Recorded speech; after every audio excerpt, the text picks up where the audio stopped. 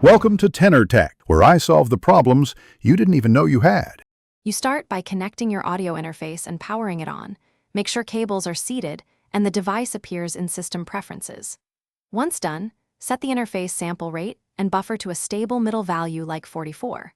1 kHz and 128/256 samples to balance latency and CPU. Open Garageband and choose an empty project, then add a new audio track and pick your interface input. This gets you recording ready fast while avoiding clicky latency that can derail your session. Now configure inputs and monitoring inside Garageband and on the interface. Choose the correct channel and set the track to mono for a single mic or stereo for paired sources. Make sure software monitoring is off until you check latency. Use direct monitoring on the interface when available to avoid delay. Then set preamp gain so meters hit around -6 decibels for headroom, and add a low cut or noise gate if needed to reduce rumble. This step ensures clean capture and predictable levels.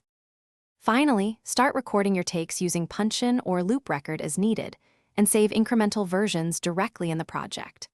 Once you have material, use GarageBand's comping and basic EQ to trim problems and shape tone before moving to full mix.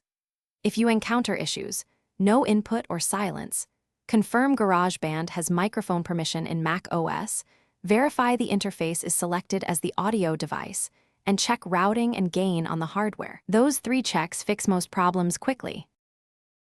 Thanks for watching. Subscribe to keep your life in tune.